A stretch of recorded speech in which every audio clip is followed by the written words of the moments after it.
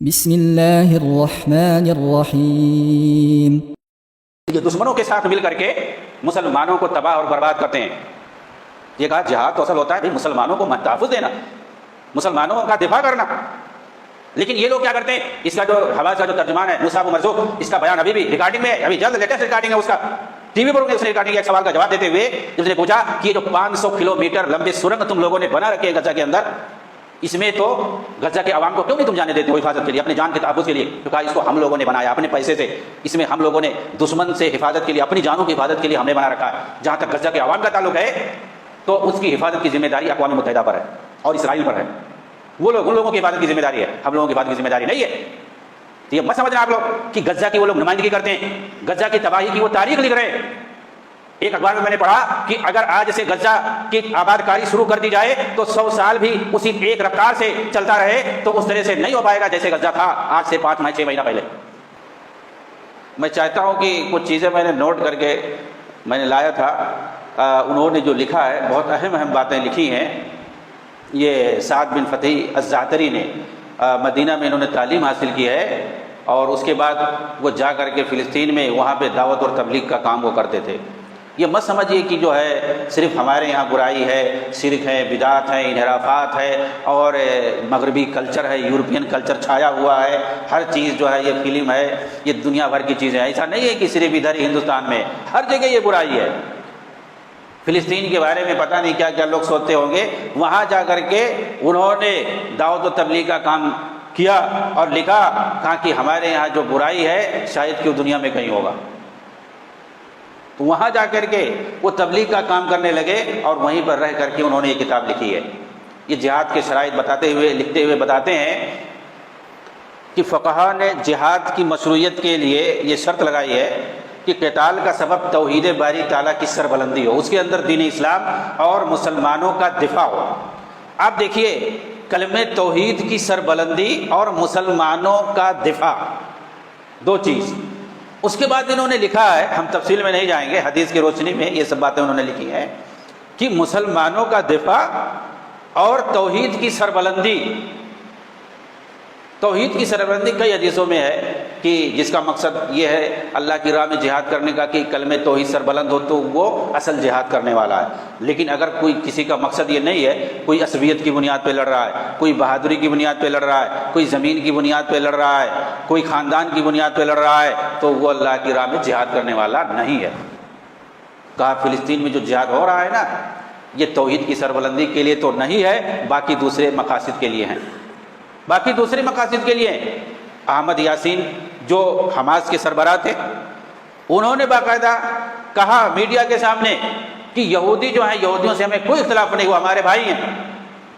ہماری لڑائی ان لوگوں سے جنہوں نے زمین چھینی ہے، حکومت سے ہے۔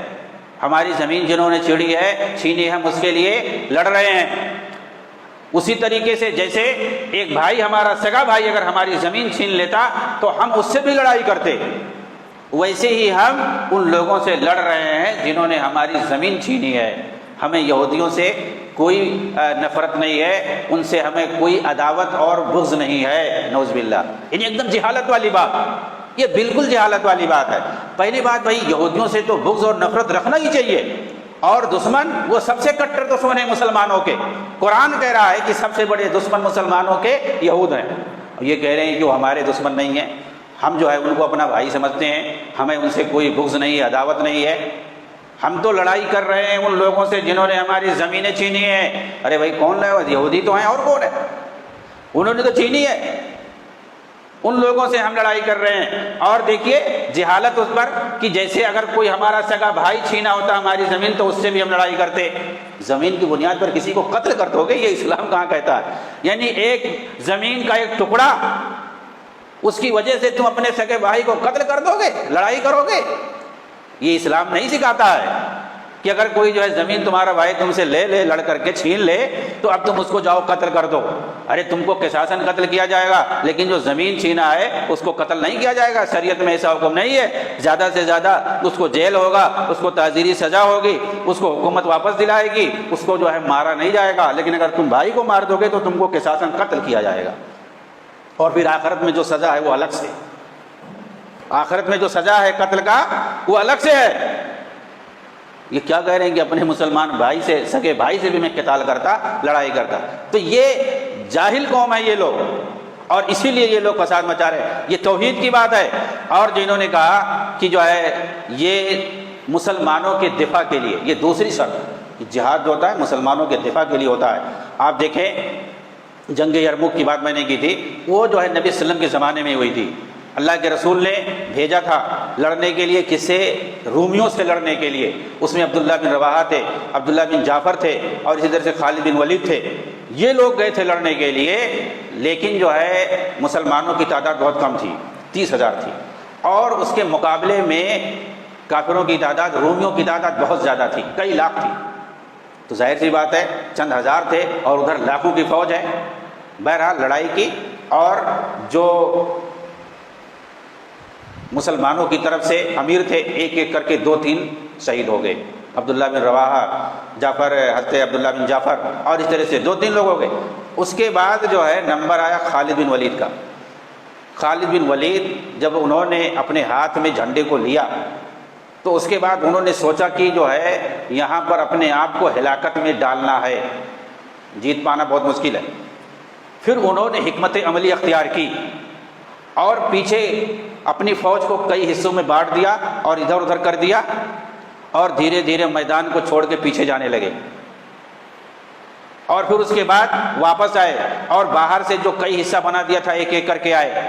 تو ان لوگوں نے سوچا کہ لگ رہا ہے ان کے پاس مدد آ رہی ہے، باہر سے الگ الگ جماعتیں آ رہی ہیں، اس کا مطلب ان کو باہر سے مدد آ رہی ہے۔ تو وہ لوگ تھوڑا ٹھہر گئے اور میدان سے پیچھے وہ بھی ہٹ گئے۔ جب حضرت خالد نے دیکھا کہ دشمن جو ہے پیچھے ہٹ رہا ہے میدان سے، تو رات کے اندھیرے میں یہ اپنی پوری فوج لے کر کے وہاں سے بھاگ لیے، پوری فوج لے کر کے بھاگ لیے اور آ کر کے مدینہ پہنچ گئے۔ تو اللہ کے رسول نے کہا تم لوگوں نے فتح حاصل کی ہے۔ حضرت خالد نے کیا کیا؟ حکمت عملی کس لیے اپنائی ہے؟ دیکھیے میدان جنگ چھوڑ کر کے بھاگنا، اس کو جو ہے حرام بتایا گیا ہے کہ وہاں میدان جنگ نہیں بھاگ سکتے، لیکن یہ حکمت عملی مسلمانوں کا دفاع مقصود تھا، بچانا مقصود تھا۔ اللہ کے رسول نے فرمایا انتم الکرارون۔ کچھ لوگوں نے کہا یہ تو بھگیڑو ہیں، تو کہا نہیں یہ بھگیڑو نہیں، یہ مجاہد ہیں، اور کہا تم نے فتح حاصل کی ہے، مسلمانوں کا دفاع کیا ہے، مسلمانوں کی خون کی حفاظت کی ہے۔ خالد رضی اللہ تعالیٰ عنہ کی اللہ کے رسول نے تعریف کی۔ تو اصل مسلمانوں کا دفاع ہوتا ہے لڑائی سے۔ ابھی اگر جس کو ہم جہاد دفاع کہتے ہیں، دفاعی جہاد جسے کہتے ہیں، اس میں کیا ہوتا ہے؟ دفاع ہی ہوتا ہے۔ اگر دشمن جو ہے حملہ کرے مسلم ملک پر یا کسی شہر پہ، تو اس وقت جو ہے دفاعی پوزیشن میں مسلمان لڑتے ہیں، یا کوئی بھی ہوگا کہیں پر حملہ ہوگا تو آدمی اپنا دفاع کرے گا، ڈیفنس کرے گا بچنے کے لیے۔ تو اصل کیا ہے؟ مسلمانوں کا دفاع ہے، یہ نہیں کہ اپنے آپ کو ہلاکت میں ڈالنا ہے۔ کہا یہاں پہ فلسطین کے اندر خاص طور سے حماس الجہاد الاسلامی وغیرہ جو کر رہے ہیں، یہ مسلمانوں کا دفاع نہیں کر رہے ہیں، مسلمانوں کو یہ دشمنوں کا لقمہ بنا رہے ہیں۔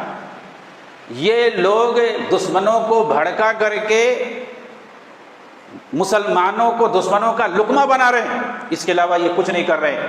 جبکہ جہاد تو ہوتا ہے مسلمانوں کا دفاع کرنا، مسلمان کی جو جماعت ہو وہ پیچھے رہے اور مجاہدین آگے رہے، دشمنوں سے لڑائی کریں، اس کو جہاد کہتے ہیں۔ یہاں فلسطین میں کیا ہوتا ہے؟ سرنگوں میں سب ہے، سرنگوں میں ہے، وہاں سے ادھر ادھر سے پھینک دیے میزائل، اب اس کے بعد دشمن اسی کا بہانہ بنا کر کے پتہ چلتا ایک طرف سے تباہی مچاتا ہے۔ انہوں نے خود کچھ بمباری کو جائز قرار دیا۔ ہوتا کیا خاص طور سے فلسطین میں ہی ہوتا ہے، کچھ جوشیلے بچوں کو بم باندھ دیتے ہیں اور جا کر کے کسی اسرائیلی فوجی کو مار دیا، کہیں کسی سگنل پر جو ہے وہ بم پھوڑ دیا، کچھ لوگ مارے گئے۔ اب اس کے بعد کیا ہوتا ہے؟ نتیجہ کیا ہوتا ہے؟ وہ تو آدمی سب سے پہلے اپنی جان کو ہلاکت میں ڈالا، اپنی عاقبت اس نے خراب کیا۔ آپ دیکھو گے اس کو کہیں گے شہید ہو گیا اللہ کی راہ میں۔ ارے بم باندھ کر کے اپنے جسم میں پھوڑنا، اپنے آپ کو قتل کرنا، اپنے آپ کو حوالے کرنا، آگ کے حوالے کرنا، اس کو شہادت کہیں گے؟ کبھی نہیں کہیں گے۔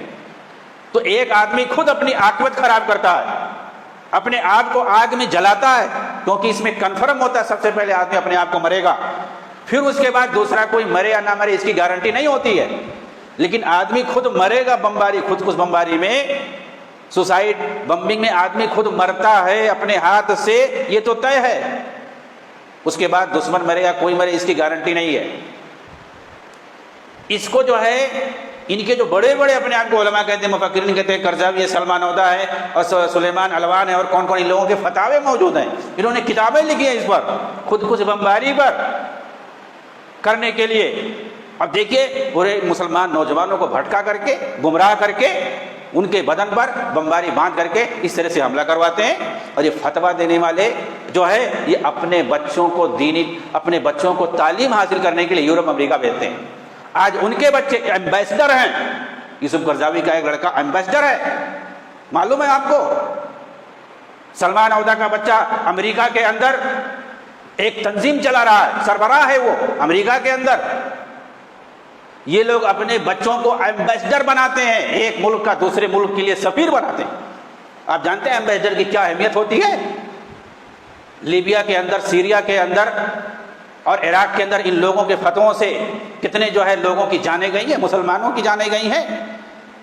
لیبیا کے اندر کیسے لوگوں کو قتل خوریزی کیا گیا، وہ ایک خوشحال ملک تھا، آج تباہی اور بربادی کی تاریخ لکھی جا رہی ہے۔ وہاں کوئی امن و شانتی نہیں ہے، وہاں سینکڑوں دہشت گرد جماعتوں نے ڈیرا ڈالے ہوا بنا لیا ہے، وہاں کوئی امن و امان نہیں ہے، لیبیا تباہ ہے، برباد ہے ان لوگوں کے فتووں کی وجہ سے۔ ناٹو نے تباہ کیا ہے ان لوگوں کو لے کر کے، اخوانیوں کو لے کر کے۔ ناٹو فوج ظاہر سی بات ہے وہ صلیبی فوج ہے، مسلمانوں کا دشمن، وہ تو بظاہر بنایا گیا تھا ناٹو تاکہ روس کے خلاف حملہ کرے۔ آج تک ایک بھی حملہ روس کے خلاف نہیں کیا ناٹو نے، ایک بھی میزائل کسی جو ہے روسی مصلحت میں یا اس کے جو ہے کسی اس کے اہداف کو ٹارگٹ نہیں کیا۔ ناٹو نے جہاں بھی حملہ کیا آج تک صرف مسلمانوں پر حملہ کیا، افغانستان سے لے کر کے عراق، یمن، سیریا، لیبیا، سوڈان، فلسطین، ہر جگہ جہاں بھی حملہ کیا ہے اس نے صرف مسلمانوں پر حملہ کیا۔ اور اس کے سب سے زیادہ اڈے آپ کو معلوم ہونا چاہیے ترکی میں، 24 اڈے، فوجی اڈے اس کے ترکی میں ہے، وہیں سے حملہ کرتا ہے ناٹو پورے مسلم ممالک پر۔ کہاں پہ ہے؟ ترکی کے اندر ہے۔ اور یہ اخوانیوں کا ترکی بہت محبوب ملک ہے، سارے وہیں بھاگ بھاگ کے جاتے ہیں، اور ناٹو وہیں پر ہے، 24 اڈے اس کے ہیں۔ اتنا اڈے نہ اس کے امریکہ میں نہ کسی یورپی ممالک میں، کیونکہ وہاں سے کہاں حملہ کریں گے؟ یورپی ملک میں اگر رہے گا تو مسلم ملک پر حملہ کیسے کریں گے؟ ترکی بالکل قریب ہے، بالکل بارڈر پر ہے، عرب ممالک کے بارڈر پہ ہے، وہیں سے وہ حملہ کرتے ہیں پوری مسلم ممالک پر۔ اور لیبیا کے اندر تو ان لوگوں نے تباہی مچائی ہے۔ تو یہ دشمنوں کے ساتھ مل کر کے مسلمانوں کو تباہ اور برباد کرتے ہیں۔ یہ کہا جہاد تو اصل ہوتا ہے بھئی مسلمانوں کو تحفظ دینا، مسلمانوں کا دفاع کرنا۔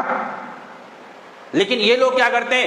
اس کا جو حواس کا جو ترجمان ہے موسیٰ ابو مرزوق، اس کا بیان ابھی بھی ریکارڈنگ میں ہے، ابھی جلد لیٹسٹ ریکارڈنگ ہے اس کا، ٹی وی پر اس نے ریکارڈنگ ایک سوال کا جواب دیتے ہوئے جب اس نے پوچھا کہ یہ جو 500 کلومیٹر لمبے سرنگ تم لوگوں نے بنا رکھے ہیں غزہ کے اندر، اس میں تو غزہ کے عوام کو کیوں نہیں تم جانے دیتے ہو حفاظت کے لیے، اپنے جان کے تحفظ کے لیے؟ تو کہا اس کو ہم لوگوں نے بنایا اپنے پیسے سے، اس میں ہم لوگوں نے دشمن سے حفاظت کے لیے، اپنی جانوں کی حفاظت کے لیے ہم نے بنا رکھا ہے۔ جہاں تک غزہ کے عوام کا تعلق ہے تو اس کی حفاظت کی ذمہ داری اقوام متحدہ پر ہے اور اسرائیل پر ہے، وہ لوگ ان لوگوں کی حفاظت کی ذمہ داری ہے، ہم لوگوں کی حفاظت کی ذمہ داری نہیں ہے۔ تو یہ مت سمجھنا آپ لوگ کہ غزہ کی وہ لوگ نمائندگی کرتے ہیں، غزہ کی تباہی کی وہ تاریخ لکھ رہے ہیں۔